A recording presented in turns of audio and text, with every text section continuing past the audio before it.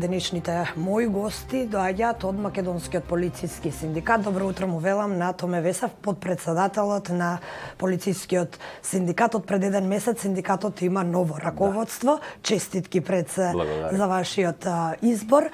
Причината поради која што ве повикавме е вашето соопштение во кое ги повикувате граѓаните да не ги сликаат возила, да не ги фотографираат возилата кои сметаат дека се на МВР.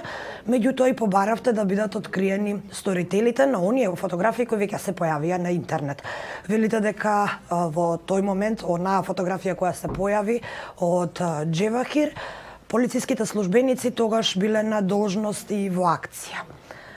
Кажете ни, дали се откриени сторителите, бидејќи го побаравте тоа од раководството на МВР или се уште немате информации до каде е тој процес? Се уште немаме информации дали е преземено нешто. Најверојатно се уште не е преземено и дали од МВР, мислам, не се преземат никакви мерки.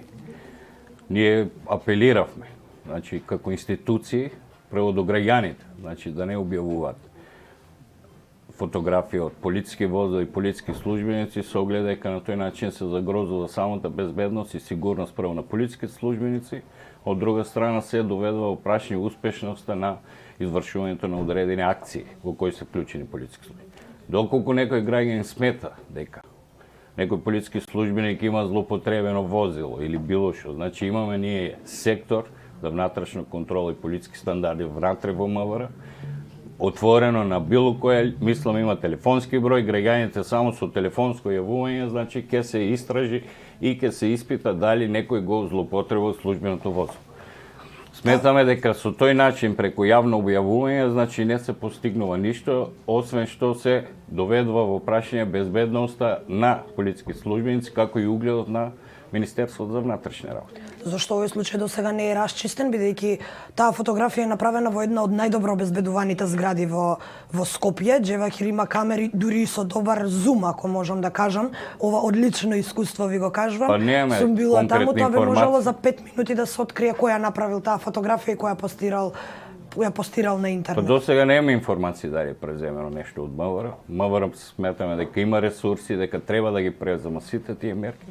Граѓаните секој пат нека бидат слободни, али тоа да го прават на начин на кој што треба да биде. Затоа што граѓаните, значи, се наш коректор, али не преку објавување на вакви, бидејќи злоупотреба, никој не рече што е злоупотреба. Злоупотребата е едно, а да каже да, граѓанинот ги гледа, ги прецепира работите од негов аспект.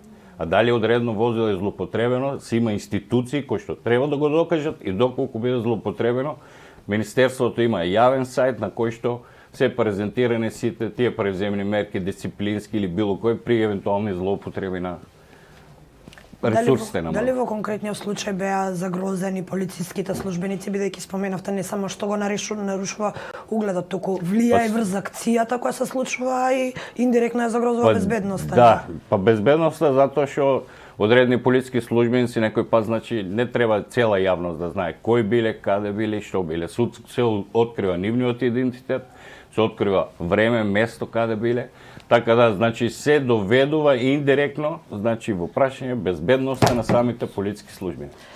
Така, ви имавте средба со новиот технички министер, Наќа Чулев.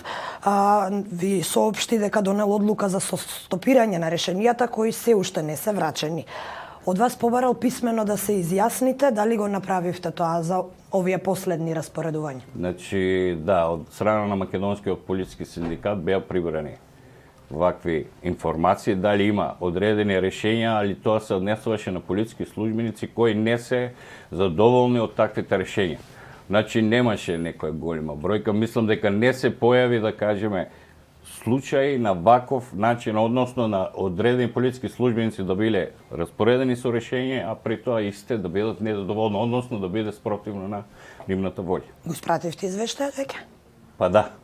Така, и уште на истиот состанок договоривте да се формира комисија за ревизија на сите правни акти издадени во последниот период.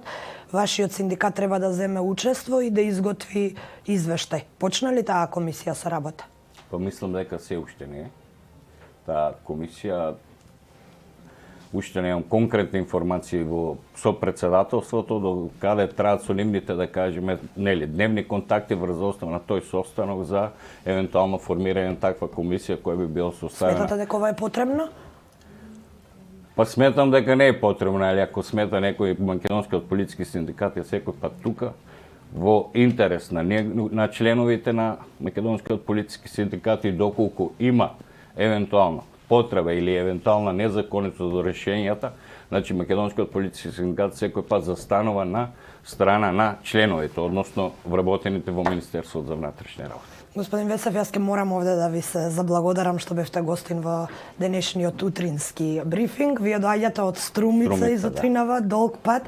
Се надевам ќе бидете повторно гостин во нашето студио, секако во наредната прилика, а до тогаш еве ние ќе упатиме еден апел до граѓаните да не ја загрозуваат безбедноста на полициските службеници, но и да не прават действија со кои би можеле да влијаат на истрагата, односно да ја загрозат